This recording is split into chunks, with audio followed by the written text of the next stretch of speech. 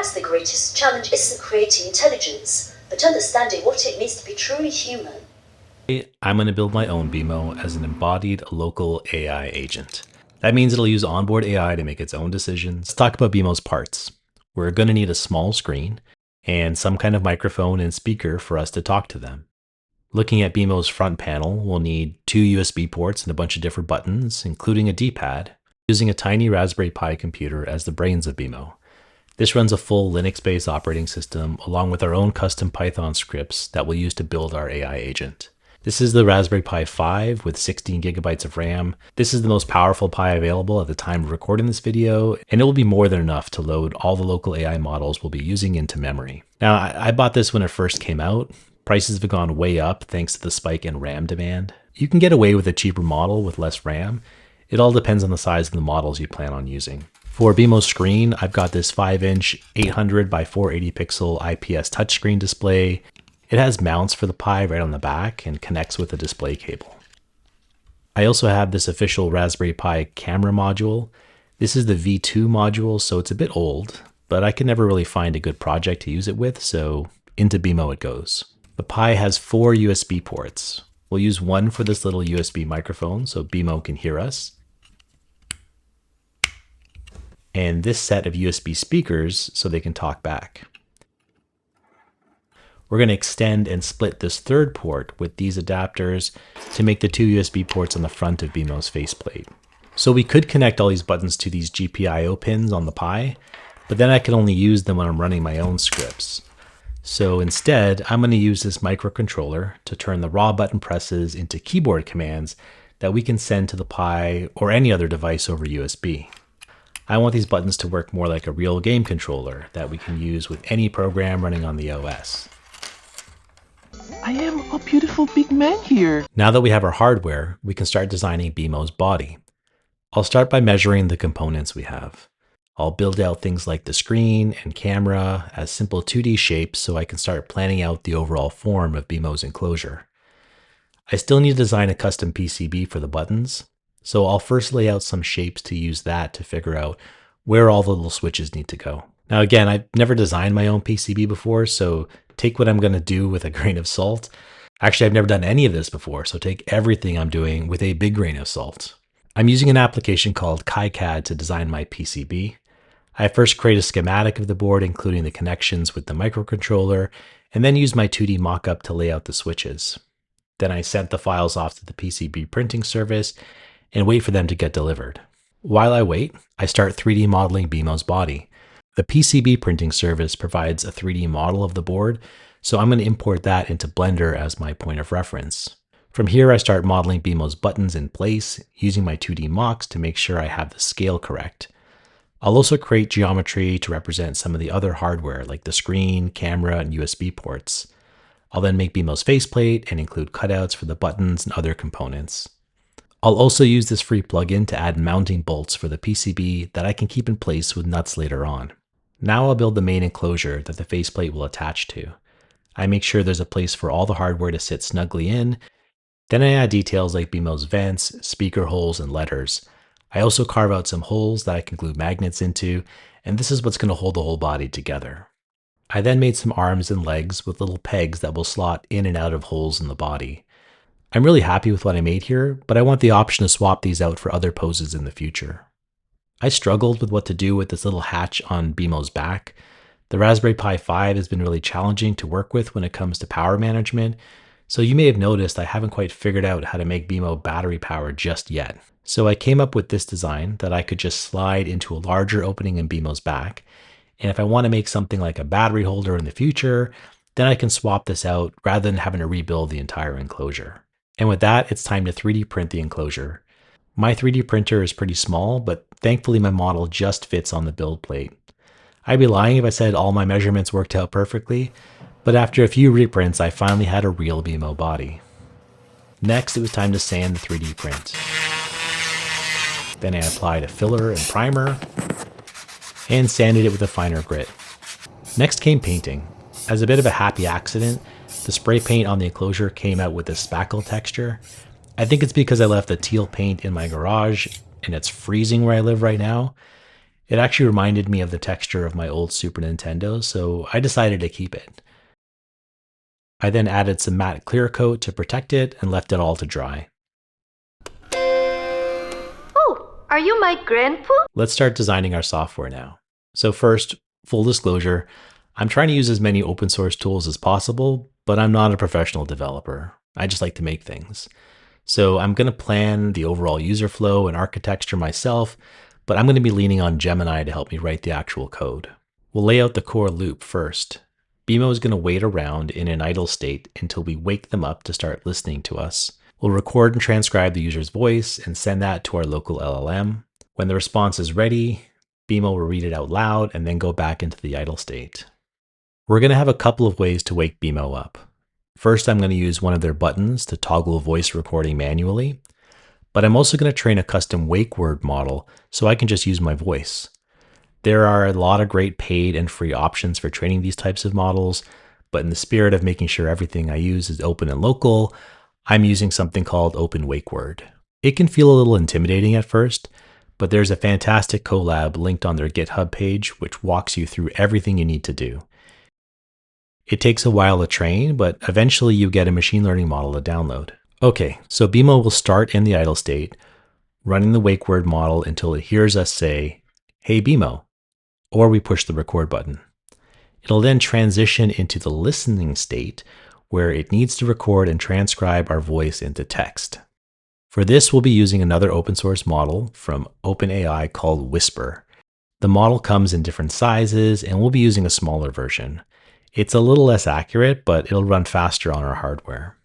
Once our speech is transcribed into text, we'll enter a thinking state and hand off that text prompt to a local large language model to generate a response. To do this, we'll be using an open source tool called Ollama. Ollama will let us run open weight LLMs locally on the Pi or any other device. You're probably familiar with large language models like Gemini and GPT-5. Those are proprietary models that run in the cloud, powered by huge data centers. The models we'll be using are much smaller, but they have many of the same capabilities and will run locally on our hardware. No internet or expensive subscriptions required. Ollama makes it really easy to download and run these models, so I'm going to test a few out. Since BMO has a camera, I think it'll be cool if I use a model that can work with both text and images as input. I've got 16 gigs of RAM to work with, but I'll still need to keep my model size small. So for the first pass, I'm going to try using Google's smallest multimodal version of Gemma. This is the quantized version of Gemma 3. It's a little less precise, but it doesn't use as much memory. Once we have Ollama installed, we can download any model we want by name. Running it is super simple. We get a text prompt interface in the terminal, and we just type in our prompts. We can also pass images to the models by including the file path. So what we're going to do is take our transcribed speech from Whisper and send that to Ollama. That will be our text prompt to Gemma 3, and we'll wait for a response.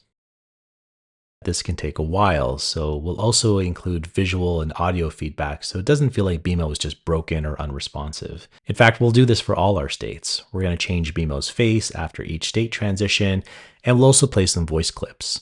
There are some great free open source text-to-speech models that we can run locally on our Pi. For this project, I've decided to use Piper.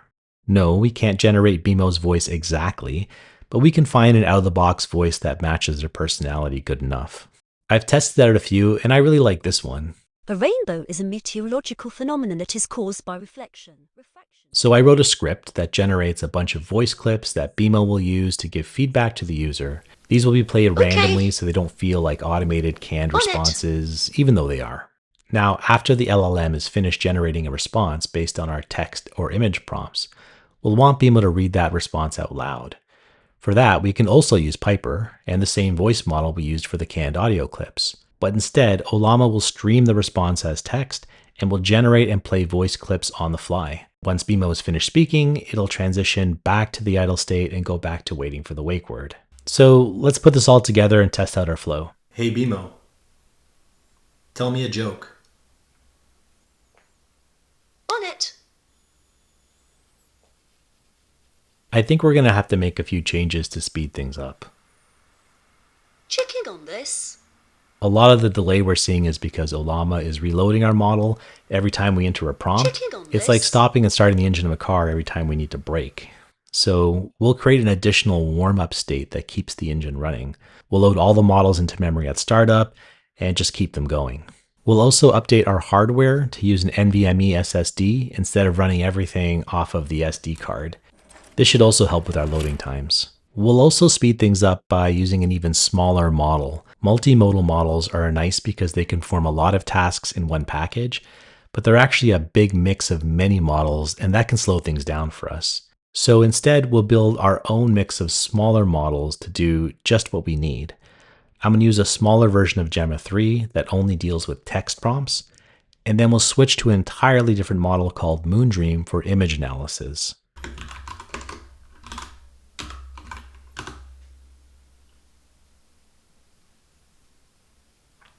Hello, I am ready to play. Hey BMO, tell me a joke. Okay. Computing. Why did the robot cross the road? To get to the other side. This grease monkey is torqued up on automotive science. Yeah, boy! So rather than just sending everything into one model, we need some logic to do the model switching. Now, we could hard code this. Like if I say, take a photo, that exact phrase could be our trigger. But that feels a bit restrictive. Instead, we can do something that will transform BMO from a simple chatbot into what's known as an agent. So rather than triggering our model handoff using hard-coded phrases, we can have Gemma 3 enter a sort of loop when it receives a prompt. Instead of spitting out text right away, it first attempts to see if there are any tools it can use to inform its response. These tools can come in different shapes and sizes, but they're often just functions living in the agent's code. If the LLM decides to use the tool, it generates text that is readable by the function, like JSON, rather than full sentences. It then takes the output of the tool and goes back to the beginning of the loop. Is there anything else I need to do to inform my response? If not, it can then use the context of the output of the tool to generate sentences to say out loud or perform other actions. So let's apply this to our BMO camera. We'll leave it up to BMO to decide if it should take a photo and switch models, or just stick with Gemma and generate a chat response. And we can keep building more tools and actions in the same way. Right now, if you ask BMO for the current time or about anything that's not part of its LLM's training data, it will confidently hallucinate a made-up answer.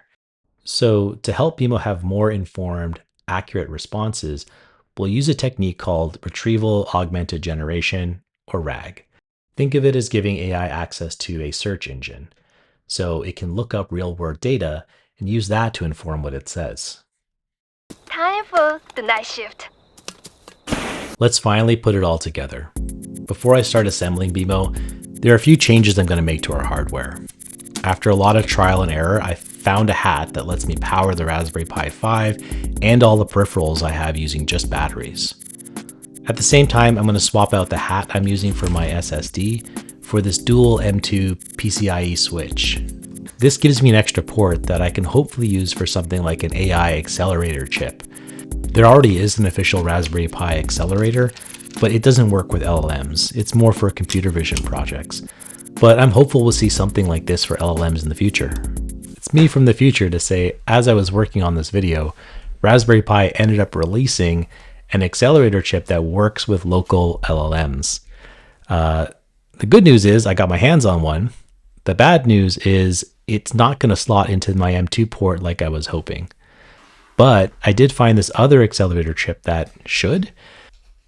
So I think I'm going to make another video comparing both of these chips with the build we have today. Okay, let's get back to the build. Here's the PCB I had made. The microcontroller should fit right into the board. Let's assemble the rest of the faceplate.